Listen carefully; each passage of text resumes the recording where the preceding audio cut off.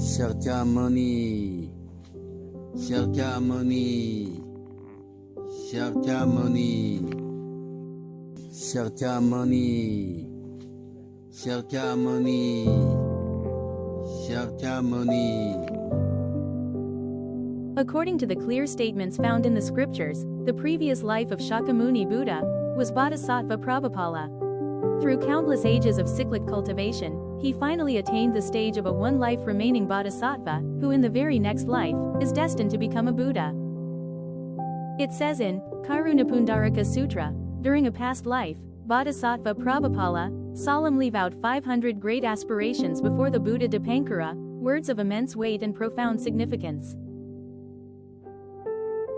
Here is the essence of the vow. As for the aspirations I now make, should there be, in future ages, any sentient beings who commit various unwholesome deeds and fall into the hell, hungry ghost, or animal realms to suffer manifold torments, then in that very age I shall attain Anuttara Samyak Sambodhi. By manifold skillful means I will teach and guide those sentient beings, leading them to liberation into the bliss of nirvana. Out of profound compassion, the Bodhisattva relinquished the bliss that should have been enjoyed in a pure and stainless Buddha's land, and instead resolutely chose to descend into the evil world of the five turbidities. This Saha world, the very realm that countless other bodhisattvas had no wish to enter, in order to liberate the most difficult to transform and the hardest to subdue among sentient beings. The Buddha's Past Deeds Sutra had recorded in detail the sacred scene of the prince's descent into the world. When Queen Maya, at the age of 40, conceived, she dreamed of a six-tusked white elephant descending gently from the sky and entering her right side with perfect serenity. Upon awakening, she understood that she now carried a holy child. When the 10 months of pregnancy were complete, Queen Maya set out for her parental home to give birth. Passing through the sacred garden of Lumbini along the way, she paused beneath a blossoming Asoka tree, and there, from her right side, the prince was born. The great earth then trembled in 6 ways, and boundless radiance illumined the 10 directions. Unaided by any other, the prince stepped toward the 4 quarters, taking 7 steps in each direction. With every step, lotus blossoms surged forth, filling the air with fragrant, sacred light. Then the prince raised one hand toward the heavens and lowered the other toward the earth. With immeasurable majesty, he solemnly proclaimed to the 10 directions, "In the heavens above and on the earth below, I alone am the world-honored one." In that very moment, the earth quaked in response, celestial maidens scattered blossoms, and the 9 dragons poured forth pure water to bathe the newborn prince.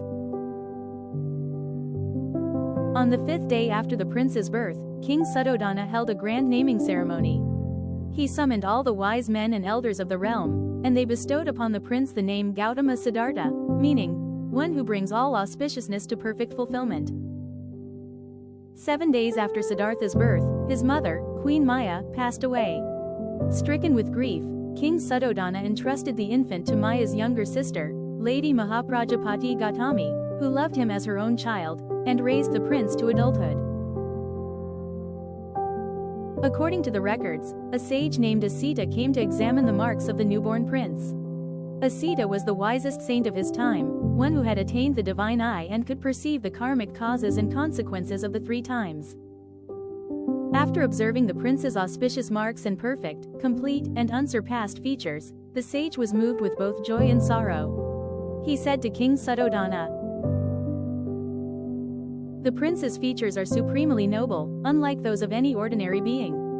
Such marks are exceedingly rare in this world. In the future, he will either become a Chakravarti Raja, ruling all realms in the 4 directions and bringing peace and prosperity to the entire world, or he will renounce the world, cultivate the holy path, and become a great enlightened one and lead all sentient beings toward enlightenment. My only sorrow is that I am already advanced in years and will not live to see the day when the prince attains Buddhahood and proclaims the wondrous Dharma. This will be the great regret of my life." Hearing the sage's words, King Suddhodana felt both joy and deep concern, joy that the prince possessed an extraordinary destiny, yet worry that he might one day renounce the world, abandon the throne, and leave behind royal splendor to pursue the path of liberation. Thus, the king employed every possible means to keep the prince's heart bound to palace life. He built for him 3 magnificent palaces and filled them with countless youthful and beautiful attendants, forbidding the old, the sick, and the afflicted from ever approaching. He wished the prince to live in utmost luxury and comfort, shielded completely from all the suffering and harshness of the world. Yet Siddhartha was by nature gentle and deeply compassionate, possessing a keen sensitivity to the suffering of the world.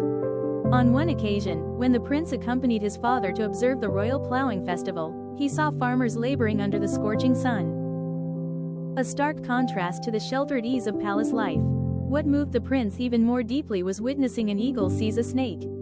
The snake writhed and cried out in agony beneath the eagle's sharp talons, yet the eagle flew off satisfied after feeding. This scene gave the prince his first profound experience of the suffering that arises from beings preying upon one another, and it was also the first time he began to contemplate the karmic causes of birth, aging, sickness, and death within the cycle of rebirth. In that moment, Siddhartha entered deeply into the state of the 4 dhyanas. Within that meditative absorption, he experienced for the first time a profound sense of serenity and inner peace. Siddhartha was exceptionally intelligent from an early age and received the most comprehensive education available at the time. From the age of 7, he studied the 5 sciences and the 4 Vedas, and beginning at 12, he trained in martial arts.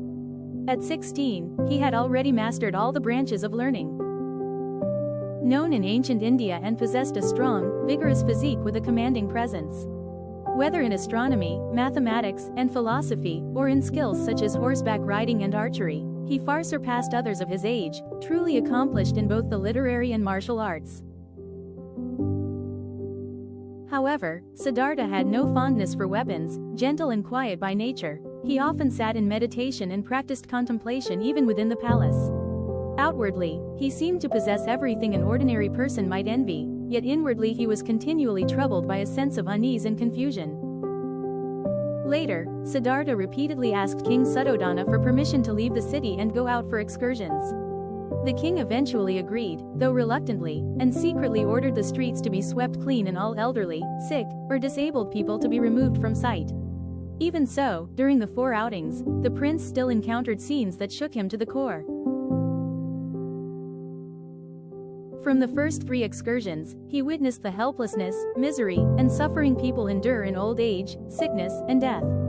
This made him finally understand that regardless of one's status, wealth or poverty, or worldly power, no one can escape the suffering imposed by the bondage of samsara. On his 4th outing, the prince encountered a wandering ascetic who told him that leaving home to pursue the path of cultivation was the way to overcome the 4 great sufferings of birth, aging, sickness, and death. Hearing these words, the thought of renouncing worldly life and seeking the path of liberation began to grow ever stronger in his mind. To keep the prince from pursuing the path of renunciation and to ensure he would peacefully inherit the throne and remain with his family, King Suddhodana arranged for Siddhartha to marry the beautiful, gentle, and virtuous Princess Yasodhara. The king hoped that the bonds of worldly affection and the warmth of family life would hold the prince fast.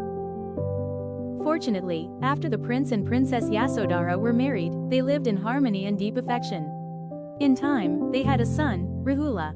The radiant couple was beloved by the people, and they enjoyed what the world would regard as a complete and happy life.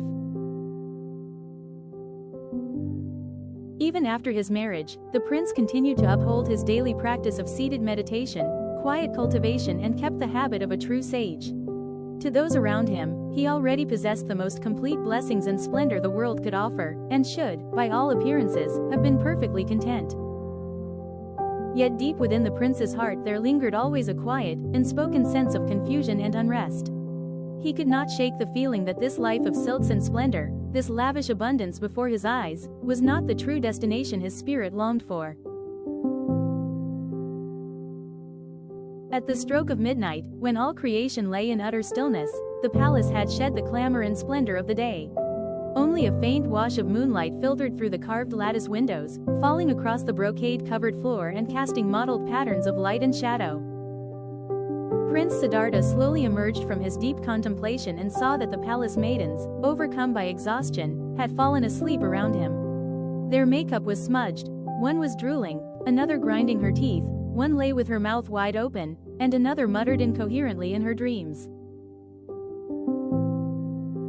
When they strove to please, they were indeed radiant, graceful in countless ways. Yet now, lying sprawled across the dim hall of night, they resemble lifeless shells, their vitality utterly gone. All those carefully painted charms, those deliberately fashioned beauties, collapse in this unguarded instant, dissolving into fragile bubbles of illusion, revealing, in utter silence, the hollowness of worldly adornments. In that moment, the prince came to a profound realization. All the beauties of this world are but dreams and fleeting illusions, vanishing in an instant, offering no true refuge. He grew ever more disheartened at the thought of continuing to drift through a life shrouded in confusion. He understood ever more clearly that if he did not set forth on the path of seeking the way, this life would wither into desolation. And so, on the night of the 8th day of the 2nd month, at the age of 29, Siddhartha quietly took leave of his sleeping wife, child, and his father the king. He swung himself onto his horse and rode out with his attendant Channa, disturbing no one. Silent as moonlight, he left the land of Kapilavastu and set forth upon the great, irrevocable path toward awakening. Passing through the northern gate, Siddhartha drew in the reins and turned back to gaze at the majestic, unmoving palace. In the stillness of his heart, he made a vast vow. If I cannot attain perfect enlightenment and lead all beings across the ocean of birth and death, I shall never return to Kapilavastu. Once the vow was spoken, he did not look back. The prince urged his horse forward, riding into the stillness of the night, resolute and unhesitating, beginning the path that would lead him toward awakening and the realization of Buddhahood. Siddhartha arrived at the banks of the Anoma River, and he lifted the blade, cutting away the dark locks that symbolized ignorance and all worldly afflictions. Without the slightest hesitation, he removed the precious jewel from his topknot and entrusted it to Channa to carry back to his father. He then unfastened the jeweled ornaments from his body and offered them to his loving aunt, Mahaprajapati. He then removed his embroidered, regal garments and left them behind as a keepsake for Yasodhara. When he donned the saffron robe offered by Brahma himself, the prince's life turned a new chapter, from heir to a royal throne to a seeker of the way. Thus, the prince formally renounced the world and set forth upon the path that would lead him to Buddhahood. He said, "May I, together with all beings, forever sever every affliction, and bring to an end all karmic burdens accumulated through countless lives." From that moment on, he was no longer the silk-clad prince admired by multitudes, but a seeker who took the open wind as his companion and truth itself as his teacher. After renouncing the world, Siddhartha understood deeply that on the path of cultivation there are no shortcuts, only personal inquiry and steady, grounded practice. Thus he sought out renowned teachers, earnestly pursued the true path, and before long, he attained profound mastery. He attained the highest meditative state that the world of that time could reach, the sphere of neither perception nor non-perception. Yet he realized that even such exalted absorptions did not touch the root of the problem, nor could they bring true liberation. Thus, once again, he chose to let them go and continued searching for the path of awakening. He then undertook the most severe ascetic practices known in ancient India, hoping that by subjecting his body to extreme hardship, he might purify his mind and attain enlightenment. He went alone to the banks of the Naranjara River, sustaining himself on only a single flaxseed and a single grain of rice each day, enduring austerities for 6 long years. His body grew ever more withered, skin clinging to bone, life hanging by a thread, on the very brink of death. Lifting his gaze to the sky, he beheld a celestial being gently plucking the strings of a lute. The pure, drifting notes suddenly awakened in him a complete understanding of the true meaning of the middle way.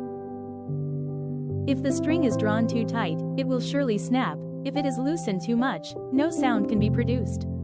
Only when it is neither too tight nor too loose can it give rise to a clear and pleasing tone. The prince's heart opened in an instant. He understood that extreme asceticism was not the path to liberation. Thus he released the harsh austerities that had bound him for 6 long years, resolved to restore his body and mind, and with renewed strength set forth once more on the quest for the true way. A cowherd girl named Sujata happened at that moment to pass by the banks of the Naranjara River. She offered, with utmost reverence, a bowl of warm, fragrant milk rice she had prepared with her own hands to Siddhartha. Siddhartha accepted her offering and entered the river to bathe and cleanse his body. He then drank the milk rice, and his strength and clarity of mind returned little by little, reviving like tender shoots in spring. After finishing the offering, he lifted the alms bowl with both hands and set it gently upon the river's surface. His gaze was calm and unwavering, as he made a solemn vow. If I am truly to attain Anattara Samyak Sambodhi, may this bowl float upstream. If one am not to attain it, then let it drift with the current. No sooner had these words been spoken than gentle ripples formed upon the surface of the river. The alms bowl did not drift downstream. Instead, as if upheld by an unseen power, it floated slowly and steadily against the flow of the water. The unfathomable river of all beings bore witness, in that very moment, to the depth of his vow. Heaven and earth remained silent, yet through this quiet miracle they answered Siddhartha's vast and unshakable resolve to one day become a Buddha. This single thought of awakening was Siddhartha's most profound commitment to his own path of practice, and it was also a luminous sign, an auspicious foretelling of his soon-to-be perfected enlightenment. At this moment, Gautama Siddhartha had already passed through the splendor of the palace, the sorrows of the world, the confusion of seeking teachers, and the extremities of ascetic practice. He had finally arrived beneath the Bodhi tree outside the city of Bodh Gaya. Facing the east, he spread the auspicious grass, sat in full lotus, his body and mind steady as an unmoving mountain. In this very moment, his heart was clear as a polished mirror. No stray thoughts remained, no trace of grasping or attachment. All disturbances had already sunk into the deepest stillness. Within this boundless, crystalline sea of mind, there endured only one thing: an unwavering resolve to seek the true nature of the universe and of life itself. Siddhartha, with the purest and most steadfast intention, was stepping toward the very gate of awakening, a moment that would transform the three realms and the course of human history. He made a solemn vow: if I do not attain supreme perfect enlightenment, I shall not rise from this very seat. This vow resounded like thunder through the vast sky, shaking the hearts of the Devas and Nagas alike. Hearing it, the celestial beings were filled with great joy, radiant light spread in all directions, and subtle Dharma sounds began to shimmer through the air. The Dragon King was the first to appear, coiling protectively at Siddhartha's side, safeguarding the unfolding of his path. Yet even as the heavens rejoiced in triumph, the palace of Mara, lord of the desire realm, suddenly shook as though struck by an immense force. A fear unlike anything he had ever known arose in Mara's heart. As the sovereign of the highest heaven in the desire realm, the heaven of controlling others' emanations, Mara instantly understood that the Sramana Siddhartha was on the verge of attaining enlightenment. If the Sramana were to awaken, countless beings would come under his influence and gradually free themselves from the snares and dominion of the demonic path, causing Mara to lose his power of control. Therefore, he knew he had to act swiftly and disrupt Siddhartha before his realization was complete. Mara launched the first wave of his assault.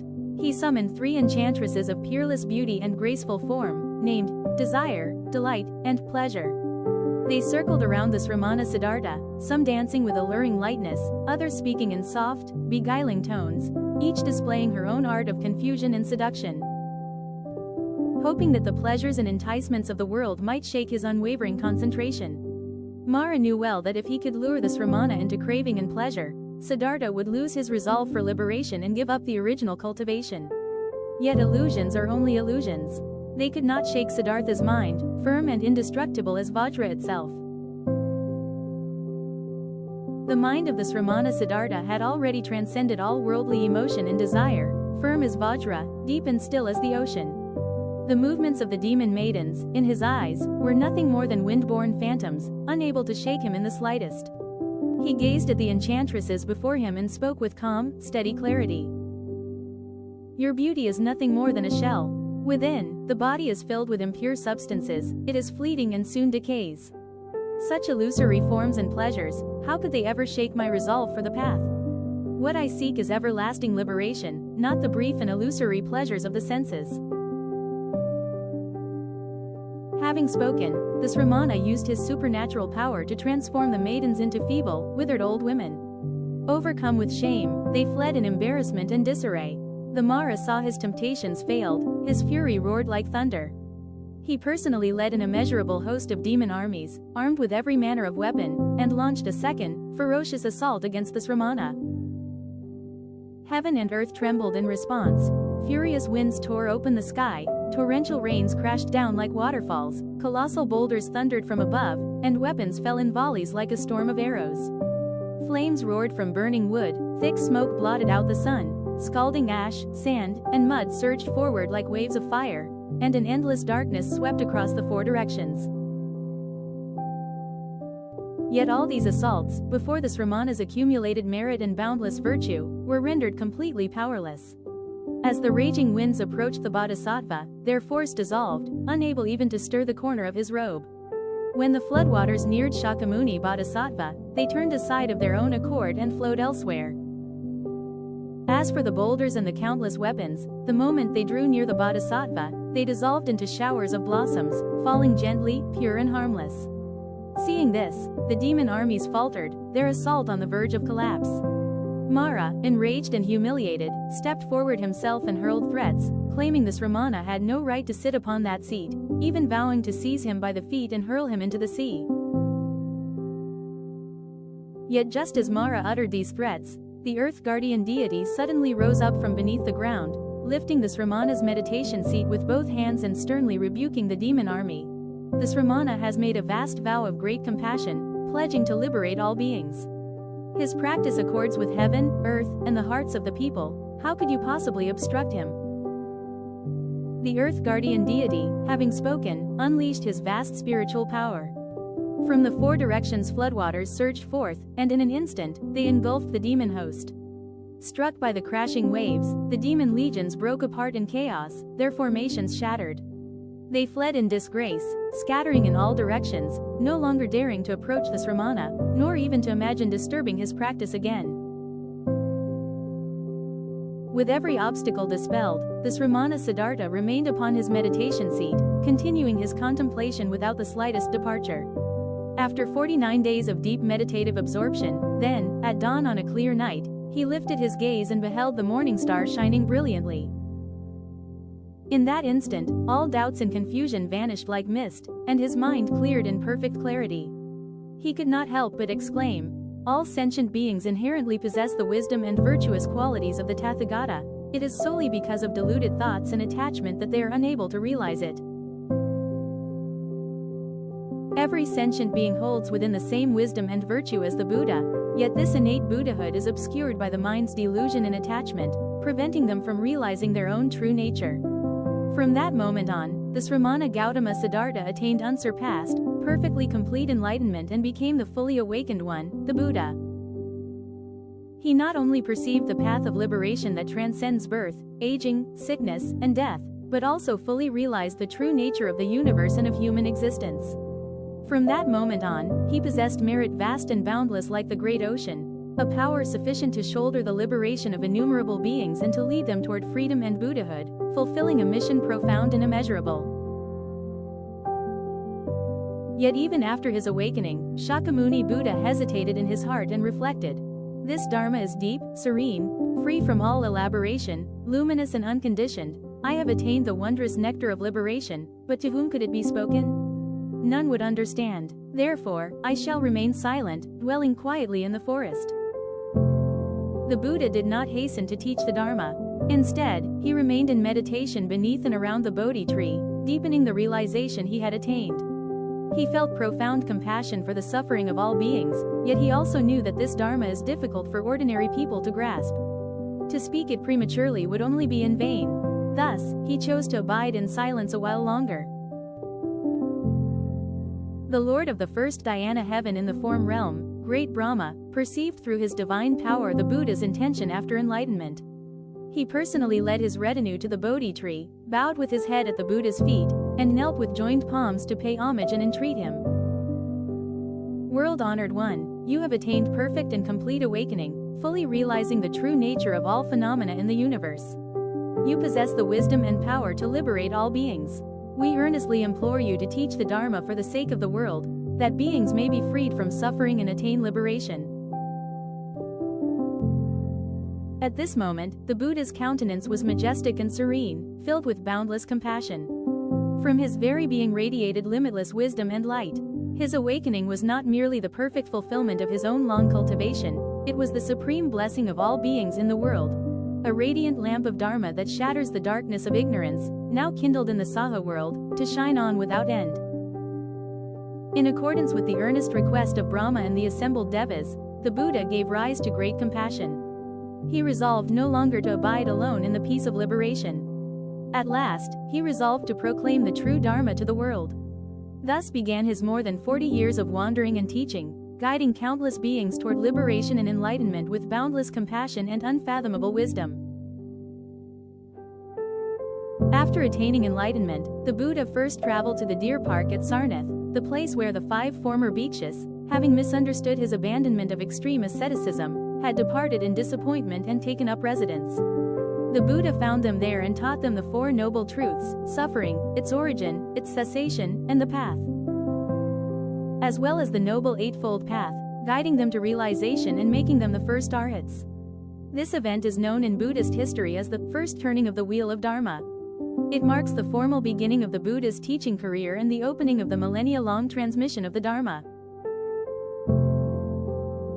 For more than 40 years thereafter, the Buddha led his disciples on continuous journeys of teaching throughout the many kingdoms of ancient India. Whether in bustling cities or remote villages, they went on alms rounds, often dwelling in forests and mountains, cultivating the path and serving as living examples for the people. The Buddha emphasized above all the equality of all beings, regardless of wealth or poverty, high or low caste, man or woman, elder or child. He treated everyone with the same impartial compassion, teaching according to their capacities. He once transformed a murderous bandit, leading him to lay down his blade and turn his life around. He once guided a prince ensnared by sensual desire, helping him see the emptiness of worldly beauty and enter the path of cultivation.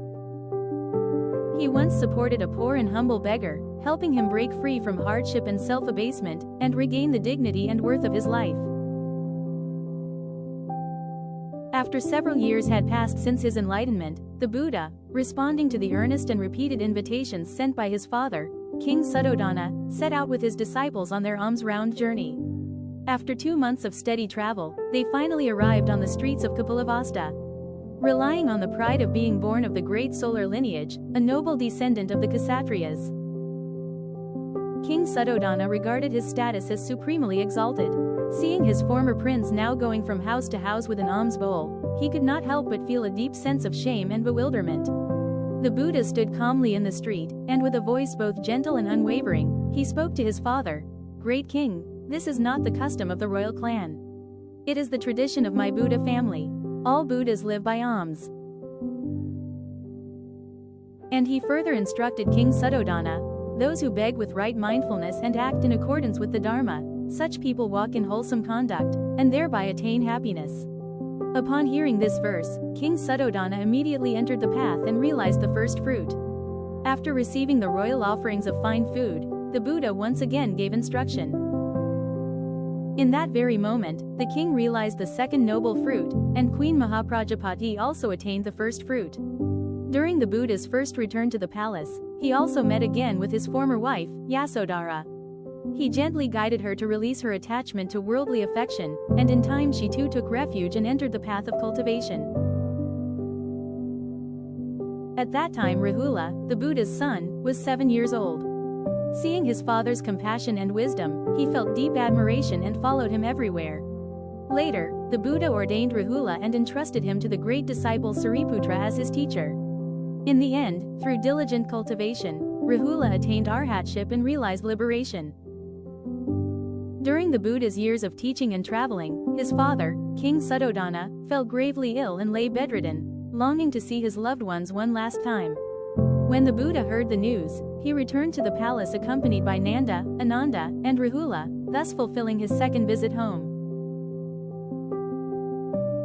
When the ailing King Suddhodana, lying on his sickbed, saw his ordained relatives arrive, his heart was filled with great joy. As the Buddha took his hand and expounded the wisdom of the Dharma, the king released his attachment to life and death, found peace within, and passed away serenely. The Buddha personally bowed to lift his father's coffin, holding a censer in his hand as he guided the funeral procession. He himself presided over the cremation rites and took part in gathering the relics and in the building of the stupa for veneration. With the utmost sincerity and filial devotion, the Buddha oversaw and personally participated in every essential aspect of the funeral. manifesting the supreme example of a Buddha, son's perfect filial piety, where compassion and wisdom move in complete harmony. According to the scriptures, out of deep gratitude for Queen Maya's gift of giving him birth, the Buddha ascended to the Trayastrimsa heaven during the 3-month summer retreat to teach his mother. There he expounded profound doctrines such as the Abhidhamma to her and to the assembly of celestial beings. Not only did he liberate his mother, but countless devas also attained deliverance. Because the disciples missed the Buddha deeply, they asked Venerable Mahamagallayana, foremost in miraculous powers, to ascend to the Trayastrimsa heaven and respectfully invite the Buddha to return. In response to their request, the Buddha agreed and descended back into the human world 7 days later. When the Buddha descended from the Trayastrimsa heaven back into the human world, Sakra and Mahabrahma personally escorted him, laying out a celestial staircase fashioned of gold, silver, and crystal. The heavenly beings lined both sides in reverent farewell, scattering flowers and offering from the sky. The Buddha spent more than 40 years teaching the Dharma throughout his life, his footsteps reaching across both banks of the Ganges River, guiding countless beings to liberation. When he reached the age of 80, the Buddha received what would be his final offering in the city of Pava, quietly closing the chapter of his lifelong majestic journey of teaching. The Buddha, sitting under the twin sala trees, gave his final teaching to the assembled community. At that moment, the disciples were overcome with grief. They bowed in tears, imploring the Buddha not to enter nirvana, begging him to remain in the world to continue guiding all beings. Seeing his disciples' sorrow so profound, the Buddha, with boundless compassion, offered them words of comfort and instruction. Beings differ in their conditions and in the karmic forces that shape them. Even a Tathagata must manifest birth, aging, sickness, and death.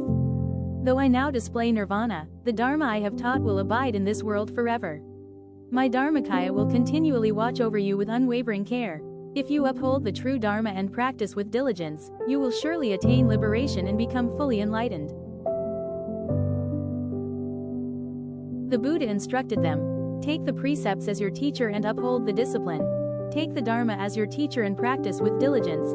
Support one another, and together realize Bodhi.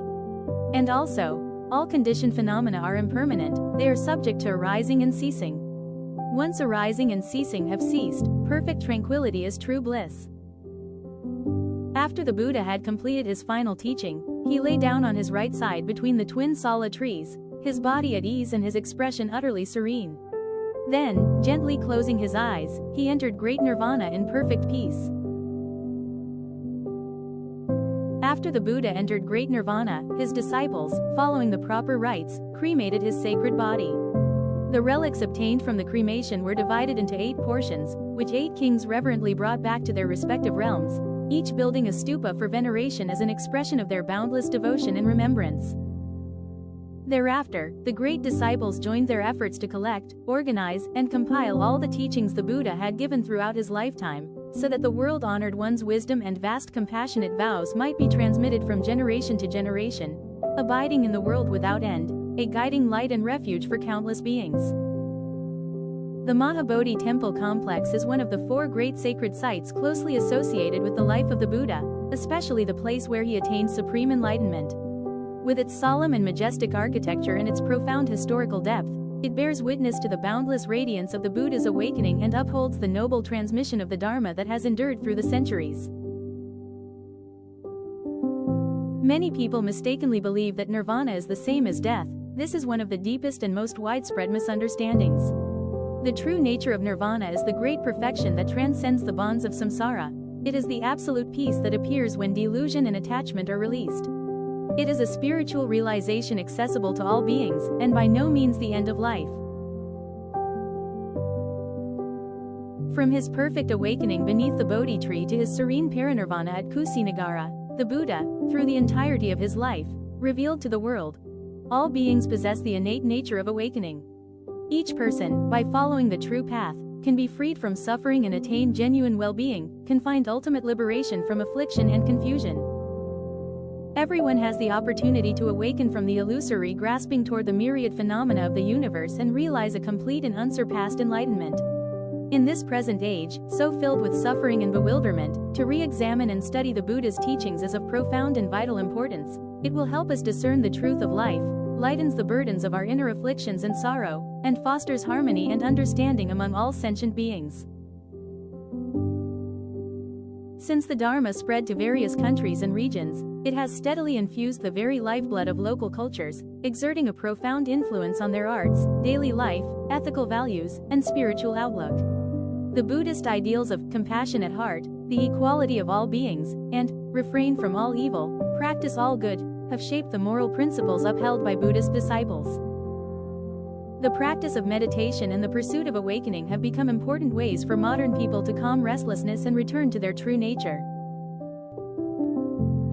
In The Generality of Implementation of Buddha's Birthday Ceremony, Saga Month Ceremony, Fundamental Master's Memorial Dharma Ceremony and its branches, our greatly kind Grand Master, Tulku Khenpo Lodrup Pelden Rinpoche, compassionately teaches us. When our world among countless worlds entered the era of the degenerate, the extraordinary fundamental Master Shakyamuni Buddha, with his aspiration to embrace all sentient beings, and came to this world in person to show attained Buddhahood. He lit the bright light of the holy Dharma and guided countless sentient beings on the path to liberation. Finally, he attained nirvana and performed many rare achievements. The supreme compassion and wisdom of fundamental Master Shakyamuni Buddha, as well as the harmless and peaceful path he imparted, form the foundation for all sentient beings, especially as humans on earth, to obtain happiness. It is a commonwealth that cannot be created by even 100,000 wish-fulfilling jewels. Although the Buddha's manifested form has departed from this world, the Tathagata's Dharmakaya remains ever-present, abiding within the Sangha, abiding within the teachings, and abiding within the heart of every person who turns toward goodness and awakening. The life of the Buddha was great, radiant, and supremely exalted. Homage, offerings and refuge to the fundamental Master, the one who has gone beyond, the Tathagata, the worthy offering one, the perfectly enlightened one, Shakyamuni Buddha. Shakyamuni, Shakyamuni, Shakyamuni, Shakyamuni, Shakyamuni, Shakyamuni.